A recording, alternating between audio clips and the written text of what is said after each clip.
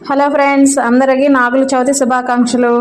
నాగుల చవితి రోజు ఖచ్చితంగా 9 నాగదేవతల పేర్లు చెప్పుకుంటూ పుట్ట చుట్టూ తిరిగితే సర్పదోషాలు తొలగిపోతాయి, రాహుకేతు దోషాల నుంచి బయటపడవచ్చు.